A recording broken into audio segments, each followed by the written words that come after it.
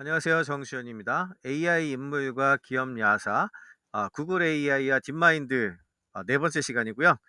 지난 시간에 데미사 서비스 집중적으로 알아봤는데 딥마인드가 데미사 서비스, 쉐인 레그, 무스타파 슐레이만이라고 하는 세 명의 공동 창업자로 만들어졌다 그랬죠. 근데 데미사 서비스 말고 쉐인 레그하고 무스타파 슐레이만도 이렇게 인생을 추적해봤더니 보통 인물들이 아닙니다. 이분들에 대해서도 얘기를 좀 나눠볼 필요가 있고, 그러면 첫 번째 직원으로 데이비 실버가 들어오고, 알파고 할 때 이제 바둑뒀던 아자왕 같은 유명한 직원들이 들어오면서 지금의 딥마인드가 성립이 되는데요. 데미사 서비스 이외에 나머지 인물들과 그리고 딥마인드가 이제 그 투자를 받은 사람들과 이 성장 과정도 생각보다 심상치가 않아요. 그 내용들을 좀 이해를 하시면 앞으로 딥마인드와 구글 AI가 어떤 방향으로 움직이게 될지에 대해서도 조금 더 뒷이야기를 좀 캐치를 하실 수 있을 것 같습니다. 먼저 쉐인 레그인데요. 쉐인 레그는 1973년생이에요. 그러니까 좀 나이가 좀 있으신 분이죠. 뉴질랜드 출생이고 뉴질랜드에서는 꽤 유명한 학교인 와카이도 대학을 졸업을 했고 그다음에 오클랜드 대학교에서 석사를 했어요.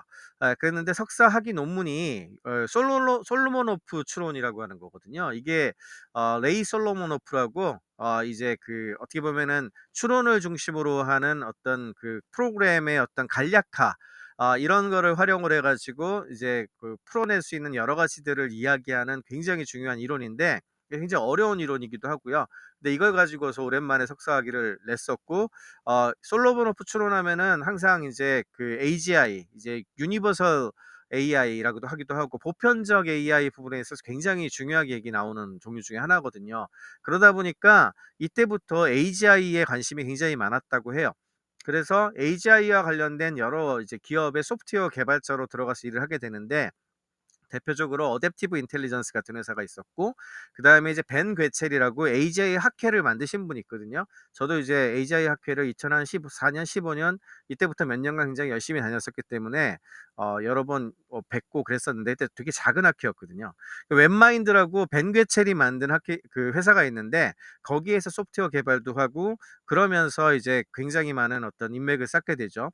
그러다가 이제 좀 더 공부를 해야 되겠다고 생각을 한 것 같아요. 그래서 스위스에 IDSIA라고 하는 꽤 유명한 AI 연구 기관이 있습니다. 대학원 이 대학원 과정인데요. 여기에서 이제 마크 서터라고 하는 AGI 부분에선 굉장히 유명한 교수님이 계세요. 이분의 이제 지도 교수 하에 AIXIA라고 하는 이제 AGI 프레임워크를 만들게 되는데 이게 마크 서터의 되게 유명한 작품 중에 하나거든요. 근데 이 대부분의 소프트웨어 개발 프로토타이핑을 쉐인 레그가 담당을 했었다고 하더라고요. 그래서 이 공적을 인정을 받아서 굉장히 많은 곳에서 펠로우십도 선정되고 그랜트도 받고 이랬다고 알려져 있고요. 그리고 나서 이제 박사를 받았으니 박사 후 연구원 펠로우를 해야 되잖아요. 펠로우로 2009년에 유니버시티 컬리지 런던에 가게 됩니다. UCL하면 생각나실지 모르겠는데 데미사 서비스가 박사 학위를 뇌과학에 대한 걸 하면서 굉장히 많은 논문을 발표한 학교지 않습니까? 딱 갔는데 이제 데미사 서비스하고 딱 만나자마자 벌써 이거 이제 뭔가 맞는다는 이제 감이 온 거죠. 컴퓨터 프로그래밍도 둘 다 되게 잘하고 그다음에 AGI라든지 이런 거에 관심 되게 많았고 그래서 1년 만에 2010년에 이제 딥마인드라고 하는 회사를 만들자는 마음을 딱 먹고 나서 이제 데미사 서비스가 쉐인 레그한테 "야 들어와라. 나를 좀 도와주세요." 이렇게 얘기를 했죠. 그리고 치프 사이언티스트 역할을 맡겨요. 그러니까 일리아 서치케버하고 비슷한 역할이죠, 오픈 AI의. 그래서 이제 그 딥마인드에 이제 합류를 하게 되고요. 딥마인드에 합류하고 나서 지금까지 계속해서 이제 그 구글 딥마인드에서 데미사 서비스의 뒤를 딱 봐주고 있습니다. 지금 직책은 치프 AGI 사이언티스트. 그러니까 뭐 그냥 AI가 아니라 AGI 사이언티스트라고 붙였고 실제로 이제 구글 딥마인드의 윤리 문제라든지 또는 AGI의 위험성이나 존재론적 위협에 대해서도 가장 적극적으로 피력을 하시는 분이에요. 그러다 보니까 어찌 보면은 이제 그 딥마인드에서 이 쉐인 레그가 "AI의 실존 위협에 대해서 더 이상 이렇게 빨리 개발하면 안 됩니다."라고 는 서명 받았던 거 아시죠? 그거에 서명하신 사람이기도 하고 뭐 지금도 그런 부분에서 굉장히 큰 역할을 하고 있습니다. 그다음에 이제 중요한 인물인 무스타파 슐레이만인데 무스타파 슐레이만도 심상치가 않습니다. 1984년생이고요. 영국에서 태어났고 근데 이제 아버지는 시리아계 아버지고 택시 드라이버였다고 하더라고요. 그리고 엄마는 널스, 이제 간호사였고, 그렇게 풍족하게 자란 집안은 아니었는데 중고등학교 다닐 때 데미사사비스하고 만났다고 해요. 그 둘이 이제 또 약간 머슬림 또 계열 이게 또 있잖아요. 그래서 서로 이제 주고받고 하는 게 좀 있었고, 그리고 옥스포드를 들어갔는데 옥스포드를 다니다가 1년 딱 다니고 중퇴를 해버립니다. 19세에 중퇴를 했어요. 뭔가 뜻이 있어서 했겠죠. 네, 중퇴를 하고 뭘 만들었냐 하면 머슬림 유스 헬프라인이라고 하는 일종의 그 비영리 단체를 만들게 됩니다.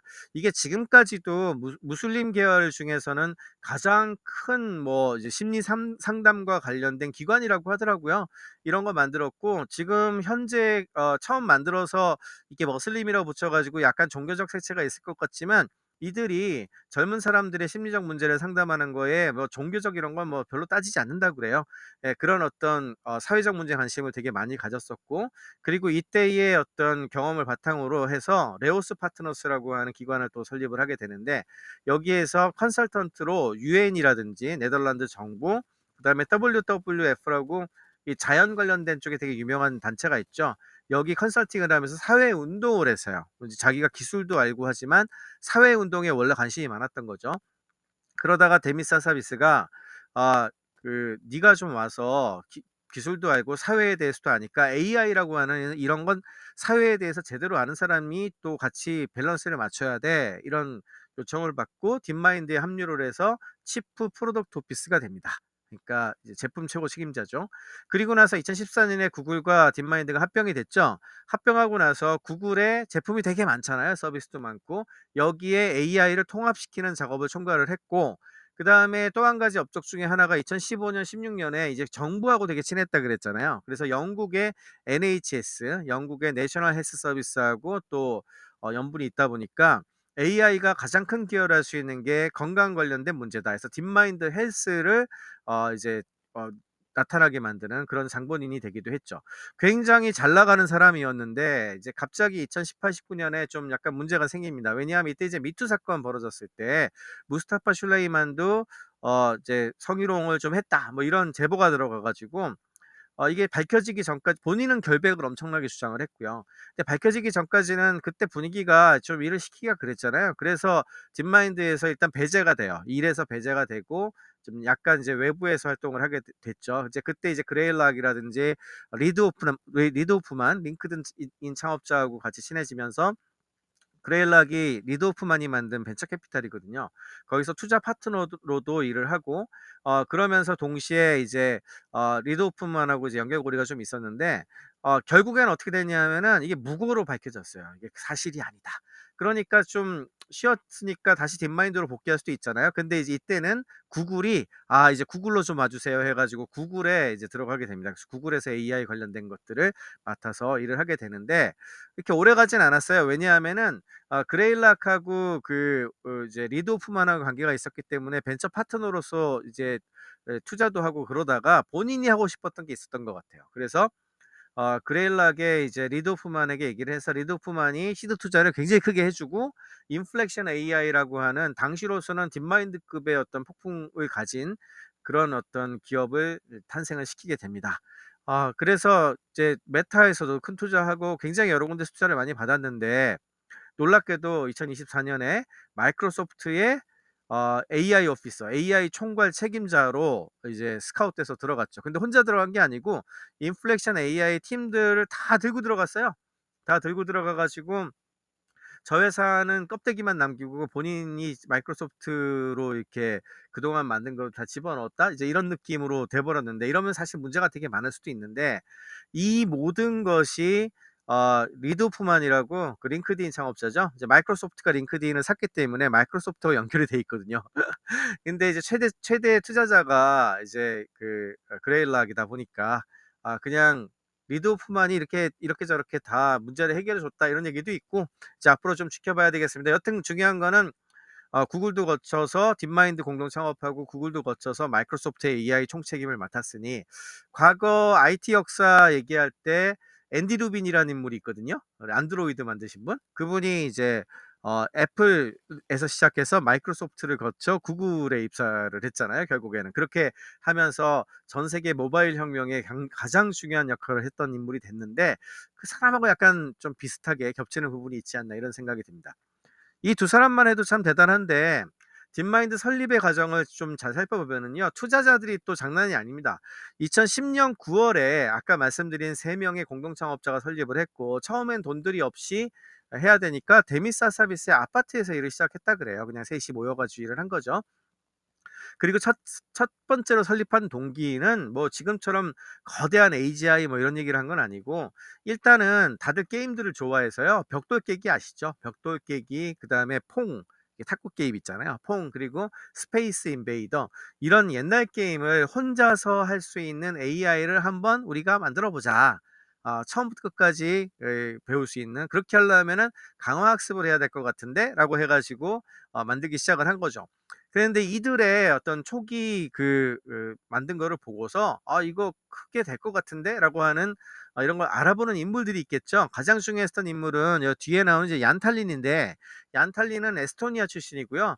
에스토니아의 국민적 영웅 중에 한 명이죠. 왜냐면 에스토니아가 이렇게 내세울 만한 엄청나게 큰 회사는 별로 없는데 여러분들 잘 아시는 스카이프가 얀탈린이 만든 거거든요. 그 에스토니아 걔가 만든 가장 커다란 스타트업 중에 하나입니다. 스카이프의 얀탈린이 옥스포드 대학에 지금 여기 오른쪽에 있는 이분이 이제 닉 볼스트롬이라고 슈퍼 인텔리전스라는 책을 쓰셨죠. 그래서 ASI, AGI, ASI 이런 게 다 이제 이 사람이 얘기를 많이 한 거고 지금까지도 AI 윤리하면 옥스포드가 꽉 잡고 있거든요. 이제 거기에 잠시 이제 갔다가 데미사 서비스를 만났다고 그래요. 데미사 서비스가 이제 저도 AGI 학회를 가면 이분들 가끔씩 봤는데 영국에 있는 런던에 있는 사람들끼리는 얼마나 자주 봤겠습니까? 그래서 딱 보니까 굉장히 천재적인 거예요. 그래서 얀탈린이 스카이프 엑시트 했겠다. 돈도 있으니까 야 내가 엔젤 투자해 줄게. 그러면서 내가 친한 사람들 되게 많으니까 그 사람들한테 소개를 다 해줄 테니까 투자를 받아라 해가지고 열심히 엔젤 투자자들을 소개를 해줬는데 그중에서 가장 먼저 2013년에 개인 돈 크게 넣어 가지고 "아 그래 내가 투자하겠어." 해준 사람이 누구냐? 놀랍게도 오픈 AI와 함께 일론 머스크가 제일 먼저 가장 큰 엔젤 투자를 했다고 합니다. 참 일론 머스크가 그런 면에서 좀 대단하신 분이에요. 예 그리고 일론 머스크가 또 연락을 한 게 피터 티엘 페이스북에 투자 굉장히 많이 한 분으로도 유명하고 역시 페이팔의 투자자이기도 했죠. 그리고 피터 티엘은 사실은 파운더스 펀드라고 본인이 만든 굉장히 큰 벤처 캐피탈이 있거든요. 거기에서 투자를 했고 그다음에 스캇 베니셔는 페이팔의 투자자입니다. 페이팔의 투자자고 페이팔 어드바이저 했고 보드 멤버 했고 뭐 이랬으니까 이제 피터 티엘과 함께 스캇 베니셔가 엔젤 투자자로서 가장 유명한 사람 두 사람을 꼽거든요. 그러니까 이 일론 머스크, 피터 티엘, 스캇 베니셔는 전부 페이팔 마피아입니다. 페이팔 마피아들이고 그러면서 실리콘밸리에서 영국의 이 조그만 회사에 대해서 굉장히 관심을 많이 가지게 된 거죠. 근데 어쨌든 연결은 얀탈린이 시켰다 그러더라고요. 얀탈린이 연결고리를 만들어 줬고요. 그리고 스카이프는 잘 아시는 것처럼 마이크로소프트가 인수했죠. 그럼 여기가 또 어디랑 연결됩니까? 리드 오프만하고 연결되고 마이크로소프트와 연결이 되죠. 그러니까 이렇게 진짜 인맥 네트워크가 중요한 것 같아요. 이런 이쪽 분야들은 가만 보면은. 그러다가 2024년 1월 달에 구글이 전격적으로 인수를 하죠. 이때 지금으로서는 뭐 이 정도 가격 나오는 게 뭐 대단치 않을 수 있는데 이때 5천억 정도가 들어갔다고 하거든요. 최고 액수입니다. 최고 액수. 가장 큰 돈이 들어간 당시로서는 가장 큰 돈이 들어간 거였고 근데 이게 재밌었던 게 사실은 당시 페이스북이 2013년 말에 인수 합의를 거의 다 해서 사인하기 직전까지 갔었다 그래요. 그랬는데 바로 한 달 만에 구글이 그냥 팍 질러 가지고 거의 강탈해 오듯이 인수해 온 거라고 하더라고요. 역시 구글이 또 이런 걸 상당히 잘하는 편이죠. 그리고 나서 이제 합병을 하고 나서 바로 이제 한 게 구글하고 같이 AI 윤리보드를 설립을 했고 AI 윤리보드에 아까 AGI, ASI 닉 보스트롬이라고 하는 사람이 있다 그랬죠. 이분을 어드바이저로 영입을 했어요. 그러면서 조심스럽게 접근해야 됩니다. 이제 이런 어떤 포지션을 취한 거죠. 사실은 이렇게 했기 때문에 딥마인드는 연구 개발은 많이 했는데 구글도 그렇고 서비스라든지 제품화를 하는데 생각보다 좀 천천히 갔죠. 왜냐하면 내부 분위기가 이랬던 거예요. 내부 분위기가 이러니까 역량이 없어서가 아니고 우리 이렇게 너무 급하게 가면 안 될 것 같아라고 하고 있다가 오픈 AI가 저렇게 팡 치고 나가니까 이제 우리가 제일 먼저 나갔을 때는 좀 컨트롤 해도 되는데 '저렇게 치고 나가니 어쩔 수가 없다.' 하고 좀 마지못해 나가는 느낌이 있죠. 그럼에도 불구하고 개인적으로는 구글 AI나 딥마인드가 이런 부분에서 훨씬 더 조심스럽게 잘 접근하고 있다고 생각을 합니다. 그러면 구글은 사실 뭘 믿고 투자를 했을까? 2013 년에 요게 발표가 되죠. 나중에 2013 년에 DQN이라고 하는 강화 학습을 이용해서 아까 말씀드린 첫 번째 목표를 이뤄요. 이 영상 되게 유명한데 한번 보겠습니다. 네, 이거 뭐 지금은 너무 당연한데요. 엔비디아 GTX 690을 썼고 16기가 램으로 썼죠. 영화워 있을 아무것도 아닐 때에는 그냥 지 혼자 왔다 갔다 하다가 이렇게 계속 틀리죠. 이러다가 이렇게 몇 번 왔다 갔다 하다 맞추고 이제 이렇게 되면은 16시간을 지났더니 이렇게 되고, 네, 지금은 이게 뭐 대단하지 않을 수 있는데